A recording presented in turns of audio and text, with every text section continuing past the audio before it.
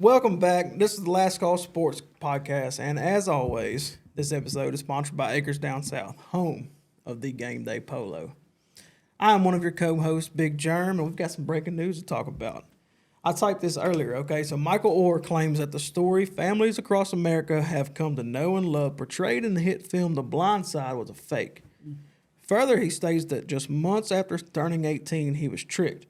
And the documents he signed were actually not adoption papers, but rather documents that made both Sean and Leanne Toohey his conservators, which gave them legal authority to make business deals in his names. However, I typed this about 4 o'clock this afternoon. Right before we went on, I got another notification from ESPN where the Tooheys claimed that Oher threatened to go public with his story if they did not pay him $15 million.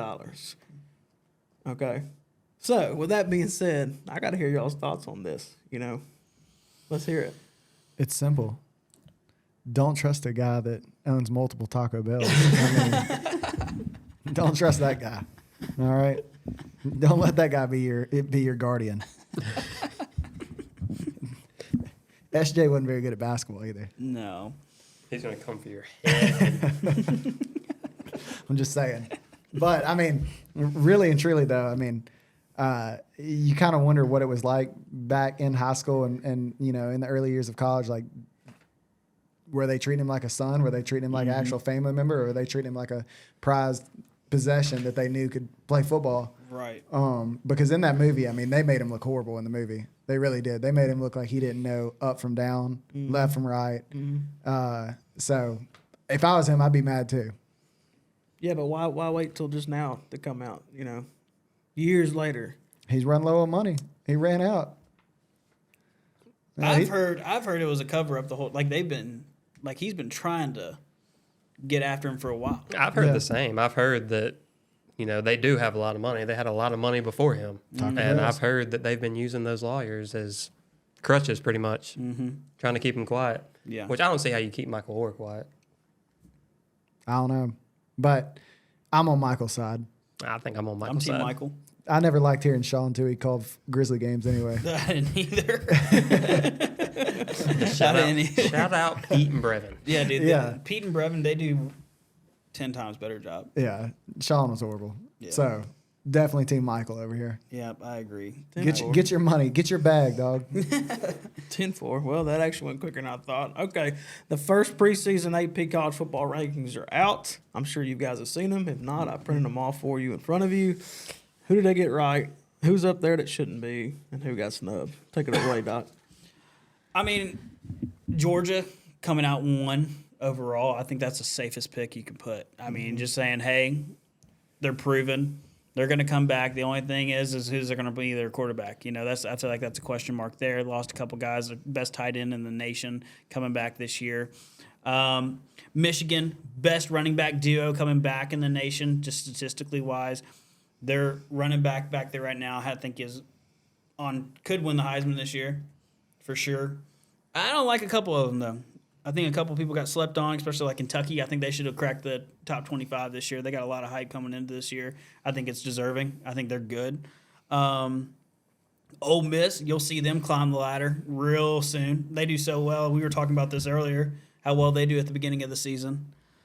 Tennessee being the 12th spot, I was kind of like, I thought they would be at least top 8. I was thinking even in front of Penn State at 7. I could see them being in front of Penn State right behind USC, right behind them. What do y'all think? I think that's a good spot to be at for them, honestly. I think right there at 7 is like a perfect spot for Tennessee to be at because they're better than Clemson, Florida State, definitely Washington, even the hype around them. I think that's actually a great spot for them to be at for preseason. I hate preseason rankings anyways, but I think it's dumb. Preseason rankings are a scam. Yeah, I hate it. I don't. I think it's just another way to push a big game out there that, granted there's no massive games week 0, week 1 really either. Most of these teams on here are negative when it comes to being ranked in the preseason and then where they finish at in the final. Most of these have been on the preseason way more than they have in the final. So Notre Dame especially. Yes, for sure Notre Dame. Preseason rankings are for a reason.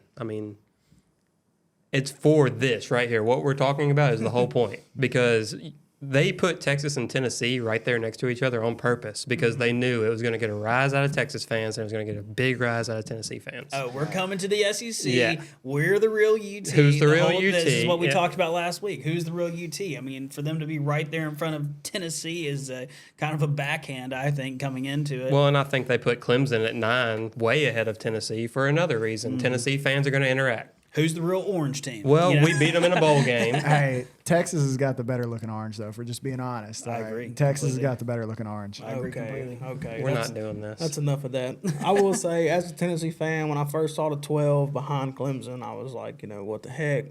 We just got them in the Orange Bowl. But as a fan, after I slept on it, I thought, that's right where Tennessee needs to be. When they're under the radar, when they're not being talked about, when they're not in, the everyday media, that's when they do best. When they get into the spotlight is when I feel like they kind of, at least in recent years, kind of slip up. So I actually like them being in the 12 as of right now. Hopefully they'll move up after, let's say going to the Swamp week 3 and stomping that ace. But, We got cool jerseys now, though. we'll see from there. That you took from us, black jerseys. Black jerseys? Tennessee comes They- out with black jerseys. Black Florida looks a comes out lot better black with jerseys. blue and orange, though. I don't know, dude. You can't beat Oh, no, that black and Tennessee. orange is pretty sweet. We got orange in our black. I know, but just the black and orange. Like, the blue throws it off. The blue throws it off. I don't think so. I think they look nasty. I think we're bringing those out I can't remember what week it is when we play South Carolina. Well, look, I'll tell you one thing about this top 25 thing. There are a couple of teams in here that just don't. Oregon State, Washington, Notre Dame, and Tulane, and Oklahoma. None of them will finish. They'll get out early, and they will not finish anywhere near the top 25. You don't think so? No, and I'm not saying that because they're not big name teams, but I'm just saying they have cake schedules, and I still don't think they're that good of teams. Ole Miss will rise up early. They'll fall back at the end of the year like they always do. Texas A&M, I think they'll rise up pretty. I think they'll move on up. I like throughout the year. Texas A&M this year. Yeah. I like Texas A&M this year. I don't like Iowa at 25. I think that's literally. I think Iowa. No offense, but I think that's the worst team to watch. It's so slow. That's how many The total end of the points. game is going to be like 6-9. Like there's no touchdown scored. Yeah. Granted, tight end, whatever, but Hey, 25 is how many total points they'll score this year. maybe. And it's all going to be scored by the defense. Yeah. Yeah. But hey, look, tough football. That's your grandfather's favorite team right there. Yeah, that's the old days. I don't have a ton of problems with this. I mean, like we said, it's preseason. That eye test really matters. Once you can actually see the product on the field, I'd take this with a huge grain of salt. I don't like Iowa being in there specifically. They do bring a lot back, but you bring a lot back from a team that was the most boring team to watch in all of football. Notre Dame, I'm okay with. Washington, I'm really okay with. Michael Penix comes back. They've got a lot coming back from that Washington team. I'm okay with 10. Outside of that, I mean, like Jacob said, I'm cool with Tennessee being at 12. They play better when they start out lower in the year. I like not having you have the hype, but at the same time, you're 12. It's going to bring a rise out of Tennessee fans, and Tennessee historically plays better when they're slept on. Which brings me to my biggest point. Did you see all the stuff talking about the relations between this year's team and the 98 national championship team? Right. Yeah. Y'all are starting to understand that Yeah. my pick Yeah. is correct. Tennessee is winning the national championship this But year. there's one thing too. Every year, 98. When have 98. you outside of right Everything here? lines up correctly this year. Everything lines up correctly. What all was it? It was 98. the year before they had a Heisman contending quarterback. The You year lost before they your- went 11-2. You lost your Heisman winning quarterback, replaced with the backup that's been there. Yeah. You won the Orange Bowl, which the same team that did in 98. Right. You finished the season the year before at 11-2. Like everything literally lines up. The script's written. I like it. I hope you're right. Well, what about this? Which one of those teams between 20 and 25, between Oklahoma, North Carolina, Ole Miss, Texas A&M, Tulane, and Iowa, have the best chance of cracking the top 10 and staying there? Ole Miss. I would lean Ole Miss early.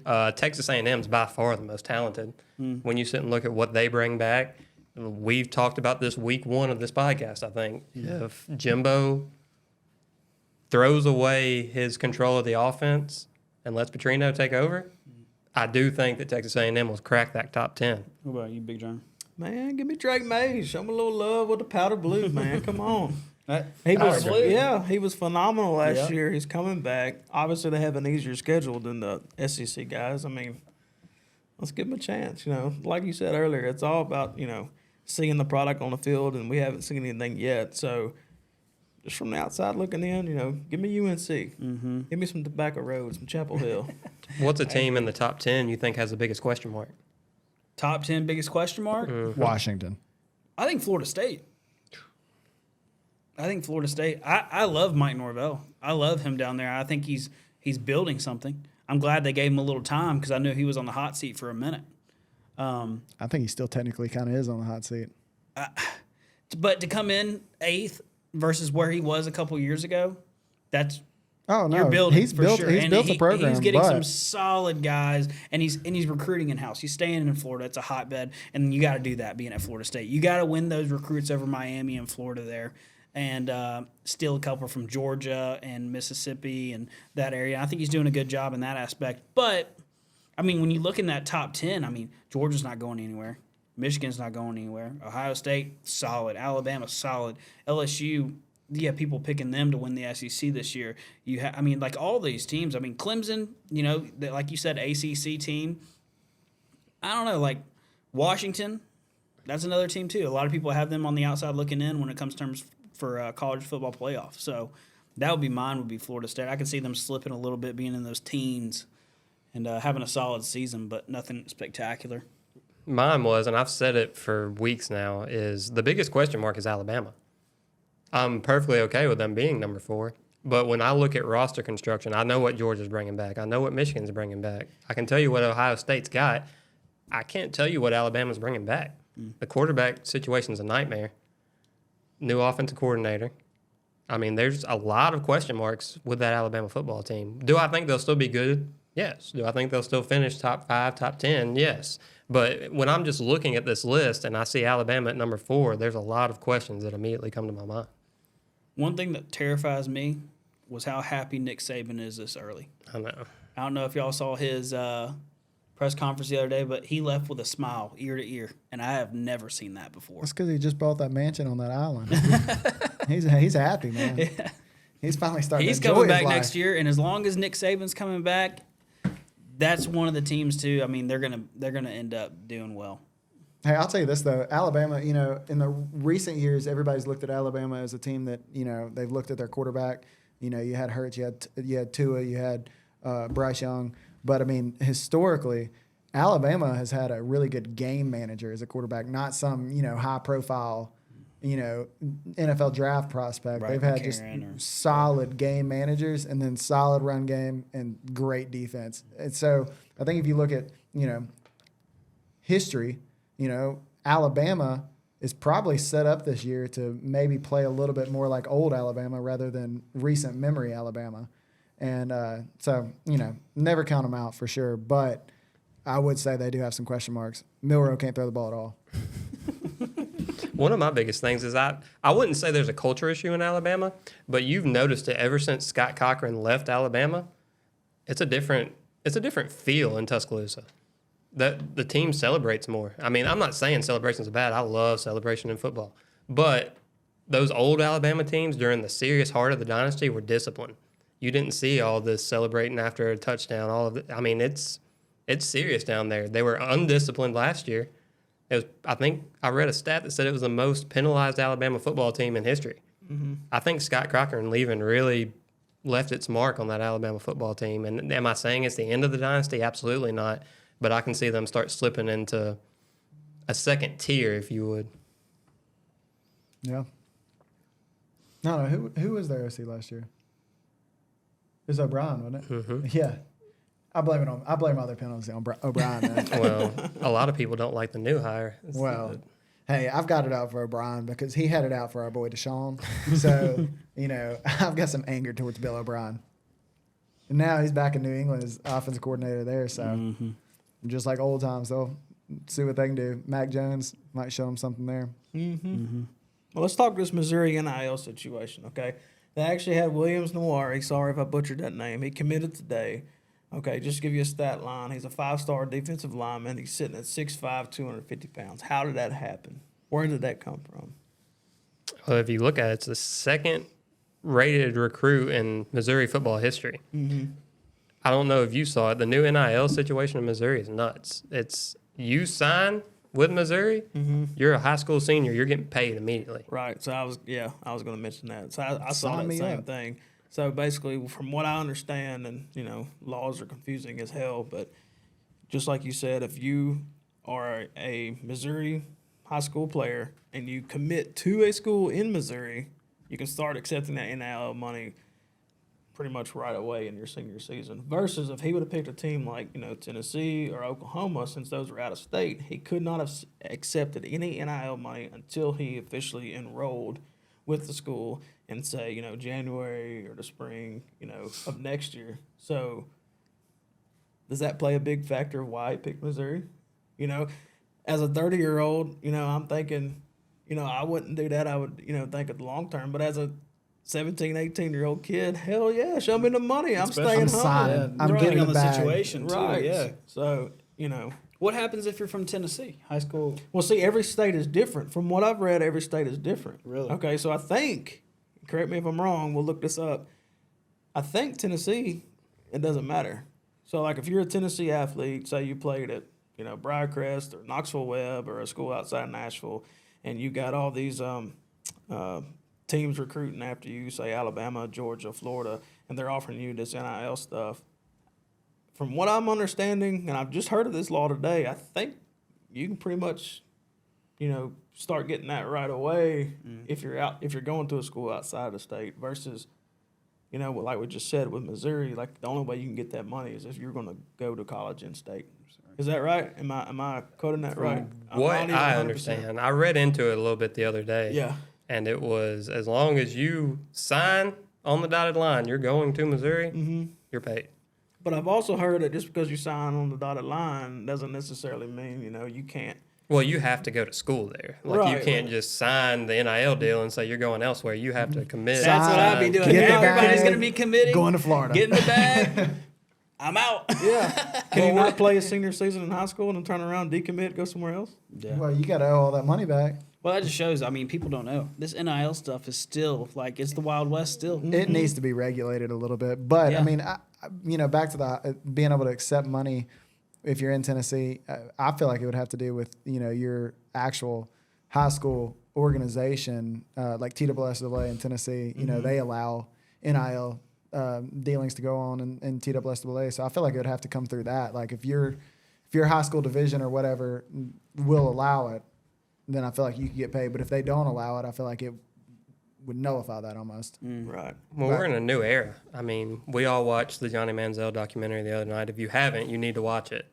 But he literally said he hated the NCAA because it ruined all the money he could have got. Oh, yeah. Like they said it in the doc. I forget the exact number, but it was like $360 million that the university brought in that year. And legally, he did not receive a dime of that. So, I mean, I feel your pain on that. Hey, you know what I mean? in today's time, or actually look back the last 30 years, is Johnny Manziel the highest earning NIL? Like if it was legal for the last 30, 40 years, is Johnny Manziel the highest earning NIL college athlete of all time? He was the most, you can market. He was the most famous person on the Yeah. face of the earth for 2 years. He was Solid. hanging out with, you saw Drake. Yeah. I mean, Drake made a song about him. He said, Yeah. "Draft day, Johnny Manziel." Yeah. I mean, it was crazy. And to be that famous and take that school from what it was to where he brought them to, I mean, there's no telling how much. And Texas A&M has a lot of money to begin with. That whole money. Yeah.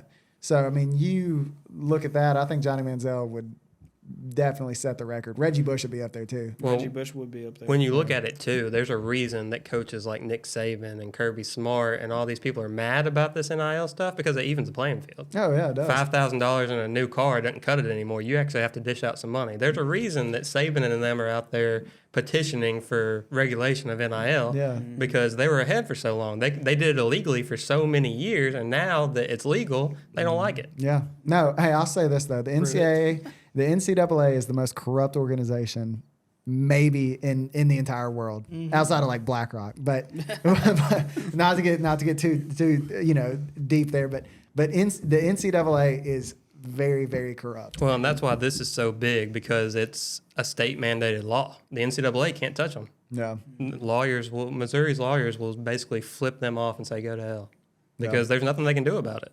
Yeah. I mean, but we talked about it last time. How far is it going to go to where you have some of these kids getting, NIL is so new, so it's still kind of a test subject, but some of these kids getting all this money early on and then just not panning out, because you see all these kids all the time be touted as the next big thing. They get this money, they get, these cars and everything, and then they go to the draft at a young age and they don't pan out because they let the money get to them. Like, hell, Johnny Manziel, he let the money, the fame, everything get to him. He didn't pan out. So, I mean, when do we learn that this probably is going to end very badly? Like, I really do. I think NIL is great. I think that these kids should be getting paid because they're this good. They could go to the draft, but the rules don't allow them to go to the draft yet. So they're getting paid right now. What if they had an injury in 3 years and they weren't ever able to go to the draft, so they weren't able to ever collect any money? So I do think the NIL is good. But in 10, 15 years, when we look back on this and we're like, we created a bunch of degenerate kids that did not pan out. Well, look at Arch Manning. How much money is he getting? He's not even starting this year now. Well, you see that everyone's mad at him, or mad at the family. The Manning family said that Arch wouldn't sign a single NIL deal until he was the starter, and he just signed one the other day. And because they realized that he's not going to ever be the starter. They say go get it. Yeah, they say go get it because you ain't going to be able to play. Yeah. You ain't your uncles. I do think NIL is good for football, though, because you're seeing a lot of, for example, Josiah Jordan-James at Tennessee. I mean, injury history, great player, not good enough to play in the NBA because of the injury history, I believe. Yeah. Now he's coming back for another season. He came back as a walk-on. Yeah. Mm-hmm. And he's still getting paid NIL money. I think it's great for the game because you're seeing so many guys like that come back to school. But at the same time, like what you said, it's also, we're going to look back on it and say, wow. I think it should almost be like an age limit, like what you're saying. Like if you can, be there in your second and third year, and prove that, okay, you can function in society, you can take, this fame and be okay with it and everything like that and not go crazy. I think then you should kind of be rewarded. But handing a 18-year-old kid a couple million on a college campus where they're going and just partying every night anyway, I mean, it is dangerous. It's very dangerous. So I don't know, but I do think it is great in some aspects as well. Right, it's definitely a gray area. It's definitely sort of wild, wild west. Okay, we're gonna use surprise trivia to get us into the professional sports here. So this is for Doc and Gruber once again. Unfortunately, Brendan and I have talked about it in the office. Y'all can pick one next week for us, but for right now, name the only U.S. city where all of their pro teams have this. Share the same color scheme. Okay, and just as a note, to be qualified, the city has to have at least 2 professional sports teams. But all of the sports teams have to share. Pittsburgh.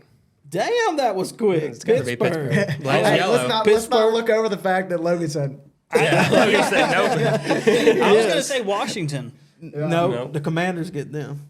Because that was one of the close answers. That's what I was going to say was Washington. Yeah. And then I totally forgot about the Commanders. I saw black and yellow. Yeah, black I and yellow. said Dallas because Dallas you think about was the a good Stars, pick. the Cowboys, and then it was No. The Stars. I mean the Stars are green. the Cowboys and and Mavericks, Mavericks. but then the Stars were They're green. green. Well, when I Exactly. thought Washington, you red, white, and blue. You got Caps are there. You got the Nationals there. But the Commanders mess you up there with Commanders the too. burgundy and Why yellow. don't They suck anyway. Yeah, dude, they need to Go change back to that. the I like Redskins. I like the team, dude. Speaking of, I like did you the team. see The that football team. Native American group actually came out and demanded that they change the name back to the Redskins? Really? I Good. saw that. There's yeah. a petition going out. It's I don't got know why they hundreds would- of thousands They should of do that signatures. for that. They should bring back Aunt Jemima syrup too. I mean, pay homage to people. Cleveland Indians too, dude. Cleveland Indians, bring it Go back. Guards. Yes.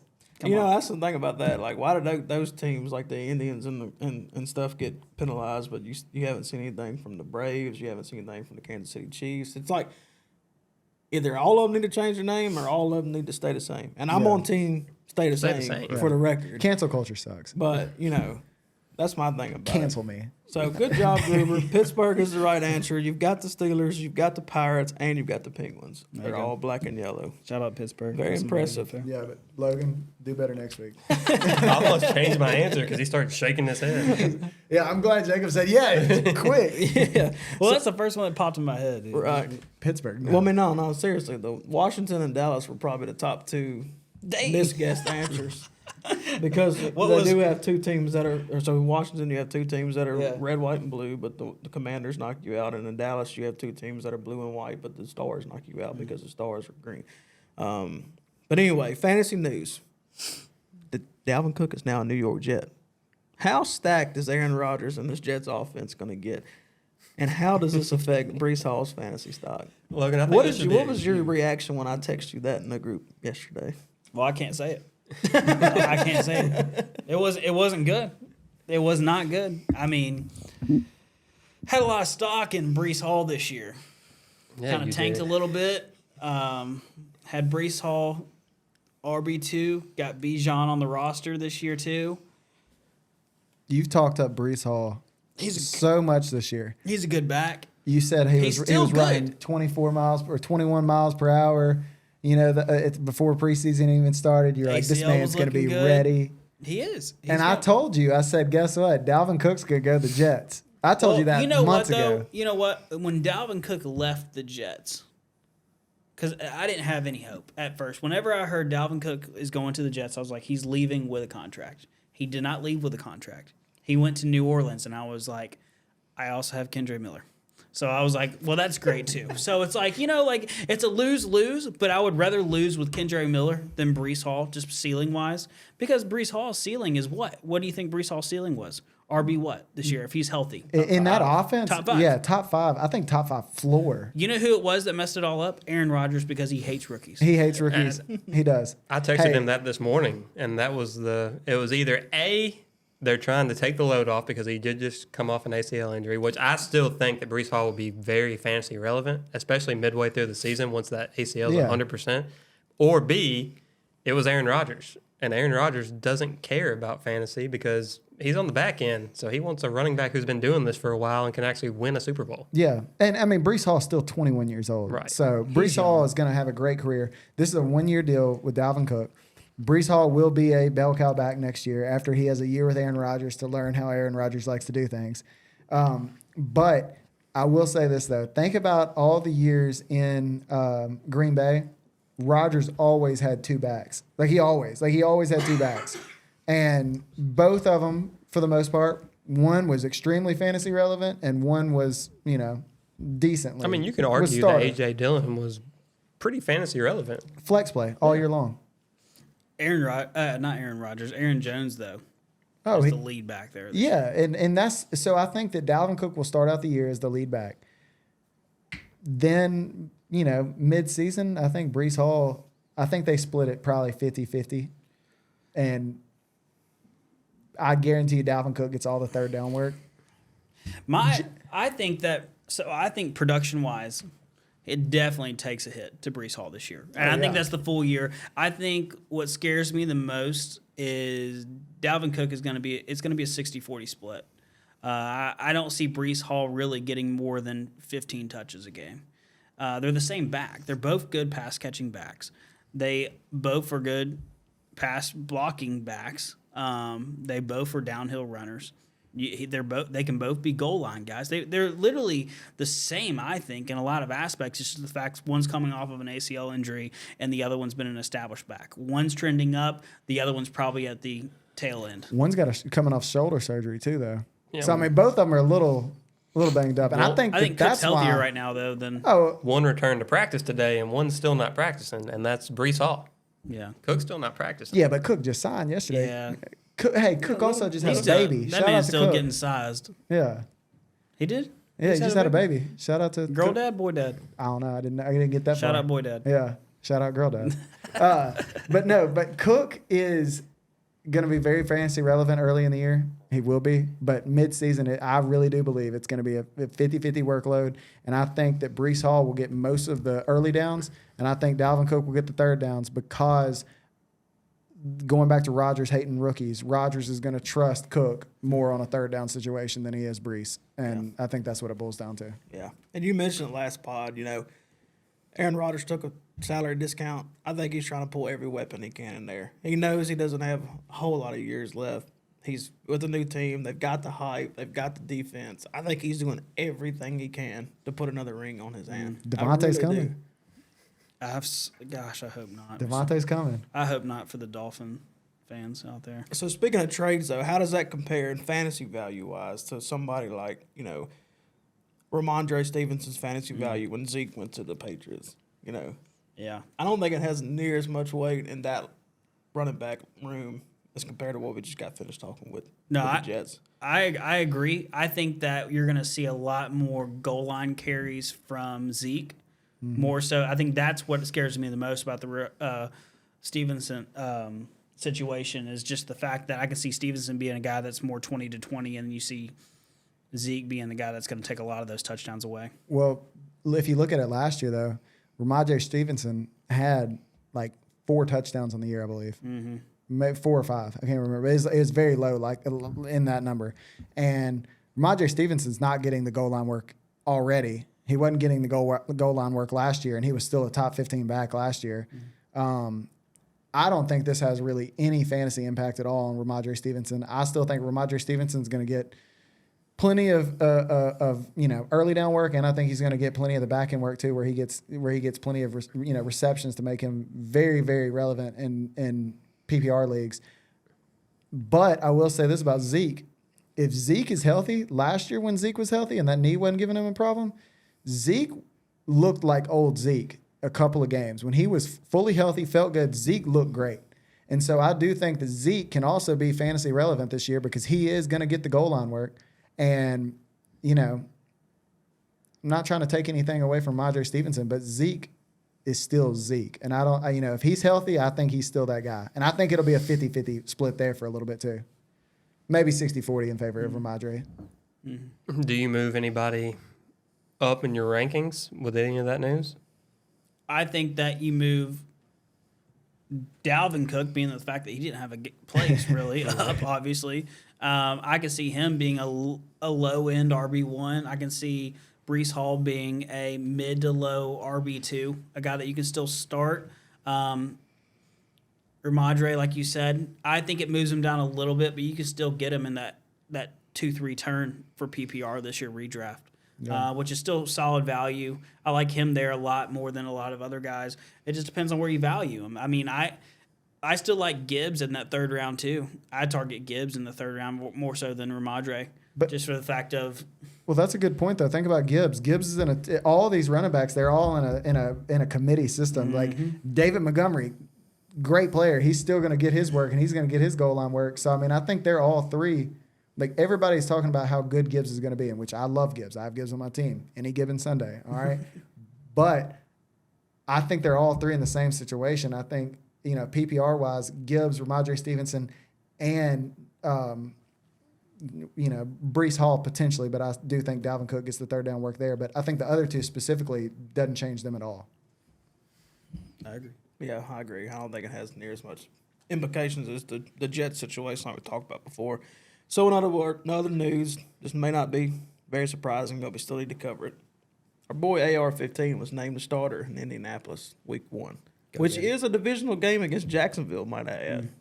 So they're throwing them to the dogs, so to speak. A lot of you guys had Jacksonville winning that division this year. So what do you think about that? Is he ready? They're setting him up for failure. Do you think so? They're setting him up. They're setting AR up for failure immediately. They don't have an identity there. And if JT's out right now, they don't have an identity. Their defense was ass last year. They're going to roll out Evan Hull as their starting running back right now if JT doesn't get his act together. And you're just, most of these quarterbacks, they get time to mature, get time to learn the system and everything before they're thrown into the fire. But, some they throw them in right away. Some pan out. Most of them don't. Most of them do not pan out. And AR does not have the decision-making right now to fight through all that and pan out. I think they're just setting him up for failure. I agree. I mean, if you sit and watch AR, and I mean, even last year in college, there's moments where he looks like the greatest quarterback to ever play the game, but it's moments. I do believe if he had time to sit there and learn from somebody else, like I think if he could have gone when Tom Brady was still there and got drafted by the Bucks and went and learned from Tom Brady, or if he was in a situation where he could go learn from Aaron Rodgers like Zach Wilson, I mean, I think the sky's the limit for AR, but I do think they're setting up for failure. Should he grow a mustache and really pattern his game after Gardner Minshew? Gardner Minshew is probably he's this generation's Ryan Fitzpatrick. Oh, for sure. Probably one of the best backup quarterbacks in the league. He could easily be a starter for half the teams in the NFL. I feel sorry for him. He should have gotten a chance. I wish somebody would give him an actual chance. He had the chance with the Jaguars, and he got hurt and lost it, and they just never gave it back to him. I know. No. I think Indianapolis has a running back. AR-15? It's AR-15. And that's the thing is that, I mean, honestly, he's bigger than Derrick Henry. He's faster than Derrick Henry, and he can throw the ball. Just let him do it. But are they gonna say, hey, we're gonna go out here and all right? This is my problem with that though. Are they gonna come out here and be like, all right, we're gonna run a bunch of options, and this is gonna be our identity? Is our quarterback is gonna be our running back, and they're basically gonna run wildcat all year and throw occasionally, or are they gonna try to make him a pocket passer and let him run occasionally, but he's gonna struggle. People are gonna call on him that he's a bust, all this stuff, and I think they're just setting him up for failure. I think they're gonna have a bunch of RPOs in that offense for sure. Even if they'll succeed. Even if JT was healthy, I think that he's a weapon. He's a weapon there. You have guys like Pittman there. You have guys you can throw to. I mean, I like him. I think he's gonna be fine. Granted, I don't think the Colts, even if they had a decent quarterback, I mean, I don't think that they would have been the team that would have taken that division anyway. No, it's just the fact of how talented that division is. With Jacksonville itself being there. Not saying that the whole town. I mean, Houston's in that division. They'll still finish over Houston. Yeah, Houston's bad. Tennessee will finish second. I mean, and then I have the Colts still finishing third, even if JT was healthy. Yeah, no, I agree with that. 100%. But I will say this about the Colts: they do have two of the most freakish specimens in the entire league, and AR and Mo Alley Cox. Oh, dude, yeah. Gigantor. Yeah. Somebody said that's like he has the premium porn star name. Mo Alley Cox. But back to what I was going to say, you have to throw AR into that situation. Like he just said, there's no one else. There's nobody else. Sam Ellinger's the backup. Yeah. That was going to be my take. So he shouldn't even be in the league. That was going to be my take. I agree with what you're saying about, you can say they're throwing them to the dogs or set them up for failure, but who else they got? Yeah. Why did they draft him? Let Minshew have his year. Hey, this is big boy ball. Let this Minshew have his year, level though. Of football. But let Minshew have his year. I do think he looks better in the NFL than he did last year in college because I think Billy took away the option to run. Billy took away the ability? The option. Oh. Because he was hurt a lot, too. Well, that and the fact that y'all didn't have a backup quarterback last year. If AR goes down, the season's over either way. So I think Billy told him, if it's there, take it. If not, don't you dare get out of that pocket. Be an athlete. Yeah. I think it looks good. I think he just needs a bigger helmet. I don't know if you saw that picture, but that thing is... Hey, I will say this, though. In that preseason game, he did make a couple of throws where he gets the ball... his mechanics and everything, he gets the ball out so fast. Mm-hmm. Yeah, I mean, you see it. There's...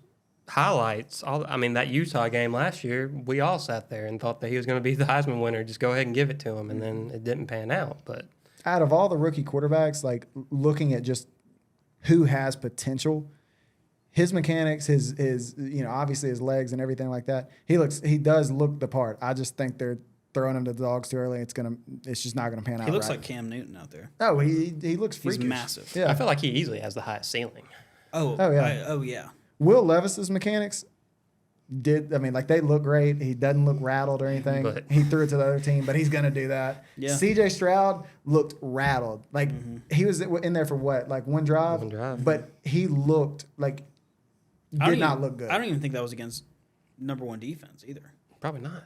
I mean, no, I'm not a fan of CJ Stroud. It did not look good. And then Malik Willis for the Titans looked decent. Bryce Young, have y'all seen how he steps back in the pocket He steps back like he's, about to fire up the grill, grab a cold beer, like turn on the TV. Like he looks completely under control. He's just 5'2". Yeah.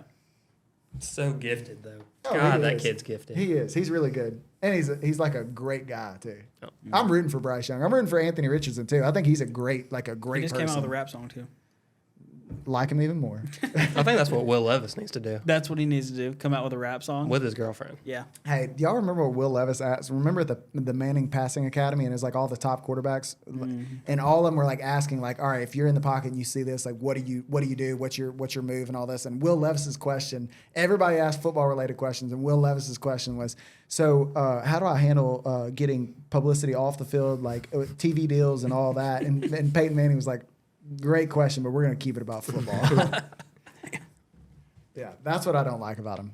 Hot girlfriend, terrible mindset. She is bad. Any last calls? You always got one, so I'm curious. I mean, I don't It could be a repeat. If you're going to hammer something all season, then now's the time to hear it. All right, well, I got two. He went from nothing to two real fast. CeeDee Lamb will finish as the number 1 overall wide receiver this year in fantasy football. And the second one is everybody's starting to learn, but Tennessee is going to win the college football national championship this year. And I hate Tennessee. That's coming from somebody that hates Tennessee, but they will win. The stars are aligning. Things are happening. The water's moving. Tennessee will win. Is Joe Milton going to win the Heisman? I think there's a strong possibility that he could. I'm not going to say I don't have the feeling on that one. I don't have the feeling on He that gets one. invited. I think he gets invited. Okay. But I could also see this too. I could also see Joe Milton just getting hurt. I'm not wishing this on Joe Milton because I love Joe Milton. I think he's a great player. I think he chose a terrible school, but I could see him getting hurt. But Nico comes in and Nico saves it. Nico wins everything for him. I love Nico. I like it. Play him. Hey, I love it. I'm here for it. I hope it happens. I'll be your best friend if it does. What if it doesn't happen? You just don't care about me? No. It'll be the same relationship. You walk in late, I say go to hell. Damn. Well, come on, Nico. I'm rooting for you. I got to get some friends here. Well, let's do a draft for my last call. I thought it was gonna make it in the trash can. Edit that out. No, don't edit that out. I think it's perfect. Yeah, I thought it was gonna make it in the trash can. This will be a good short. At point guard, Brennan. We're gonna do a draft for my last call. It'll be a good short. I've been out of practice. Let's see what are you bringing to the tailgate? Go to tailgate. What am I bringing to a tailgate? Yeah. Go to tailgate? Yeah, your number one overall pick right here. We'll go in this order. Oh, number 1? I'm taking beer. Okay, Solid. it's good. Beer choice. number 1. I think that's an obvious number 1. Yeah, I think that's the best one. I think it's the only thing you can bring. TV. That's your number 1 is TV? Yeah, what am I going to do at 9 o'clock in the morning? I can't watch all the other games. You're not going to have an outlet. Brennan's going to bring it. Okay, what's yours? I'm forgetting the outlet. I'm bringing Chick-fil-A nuggets. Gosh damn it! Gosh damn it! That was mine. Chick-fil-A nuggets. Beer and Chick-fil-A nuggets. Well, if he's gonna bring the nugs and shit, Bring the outlet. give me some Rotel. Bring out the whole. This is that's why a I good don't weigh first- anything. This is why I've been 160 pounds my whole life. So second round pick. Yeah, let's go 3 rounds. Second round pick. What am I bringing to a tailgate? A baddie. I'm bringing a tent. Ooh. Give me the tent. Give me the Gonna need shade. that. Because what do people need at a tailgate? Beer and shade. Well, I've got rounds 2 and 3 locked up already. If I didn't have the outlet, I'm bringing the outlet. And I already know what I'm bringing for round 3. So generator. Fair enough. Or is outlet your Generator pick? round 3. Fair enough. All right, Still let's hear it, generator. BB. So far, we've only got nugs and Rotel. I think this is probably the most important that no one's thinking about. I don't care if you have a TV and beer and everything else there. What are you going to need to do by about midday? You're going to need a seat. All right. So I'm bringing a fold out chair. I like it. I like it. You're going to need it. Man. Yeah, to watch the TV that I brought. Well, maybe I'm bougie, but when I show up to my tailgate, the tent's already there, so I didn't have to bring it. So, Can't hide it.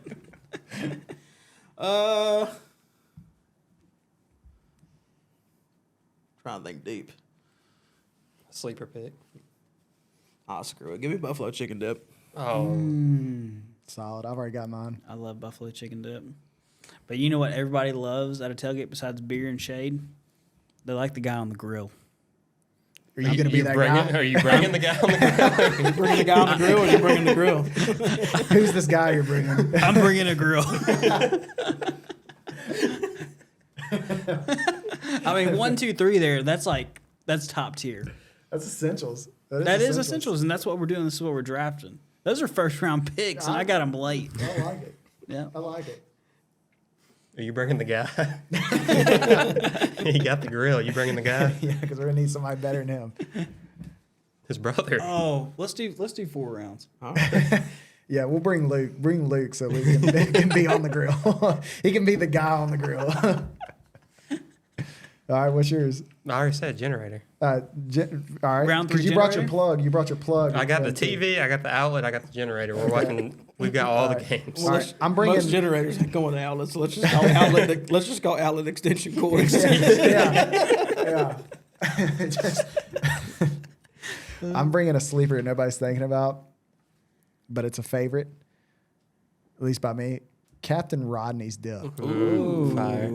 Captain Rodney's is premium. Y'all are on food. Yeah. Well, that's kind of where I was going. I'm with gonna the sit whole in my thing, chair and I'm gonna eat. Yeah. You can't have food without a grill. I cannot believe this slipped all the way to the 4th round. But honey, did you remember to get the fucking game tickets off the counter? Oh. So I'm taking the game tickets with my 4th round pick. Dang. 4th round pick game tickets? I'm gonna be honest though, this tailgate's looking so good, you might not even want to go in the game. That depends on where we are. Oh, man. Oh, I'm bringing the vibes, and I'm bringing the boombox. Ooh. So we're gonna be listening to a boombox over Oh, yeah. over the what? TV. Yeah, you got to have some sort of sound going. Got to I have guess some I guess music early going. early in the day you want to get going. This is gonna be a Oh, fat yeah. tailgate. yeah, So. yeah. This is You true. gotta have music. True. I got one. I hope so. You said beer. Just think, it's a cold, brisk November morning. You're not on beer anymore. Yeah, you need whiskey. That's solid. Solid. Let's do 8 rounds. All right. Well, hey, I'm gonna go ahead and bring all that together here. You need the cups, plates, and utensils. You're that guy. You gotta have it. You're that guy. You gotta have it. The Oh, plastic. you're that guy. The essentials. Yeah, the essential guy. I mean, I agree. Who's eating Captain Rodney's and chicken dip out their hand? Hand, like yeah. this? You'd Me be after- surprised. Me after 30 beers and about a fifth of that whiskey. You're that guy. Potluck. Plate. I got the plates. Okay. Napkins. I'll bring forks. Thank God for And Olivia. it's gonna be like leftover plates from like New Year's. It's you gonna got have one. like, You got one girl or guy's mom in the class that's having to whip up 85 beef tacos. It's gonna be- and then it's like, well, what's Brennan Bowling bringing? Plates, Tostitos. chips. You stop by Dollar General right before you get there, grab them. Walk there. They're all out of normal white plates, so you just get like the happy birthday. Yeah. Some mom staying up to 4 o'clock in the morning whipping up Captain Rodney's and buffalo chicken dip. Yeah, shout out to the girls that are willing to do that Dude. because I'm not built for it. Yeah. Pizza And parties the- were the hey, move. and the guy on the grill. And the guy. Shout out to Luke. I love grilling. I really do. I mean, I'm vibing on doing All that. right, That's close it. I'll us cap out. it off. I'll cap it off. My last pick with the 4th round pick. Got to have ice for all of these things. Hey, that's perfect tailgate. Yeah, that's pretty That is solid. a steal in the 4th Pretty round. solid. Good last call. Cheap too. Yep. Guys, we're sorry this one was a little short, but we had to film our intro before that. So give a shout out to our videographer here, Logan. If you're listening to us on Spotify or Apple, check out the YouTube channel to see that amazing intro. He does an amazing job. And that's it. Last call. Last call. Hammer Vandy over Hawaii.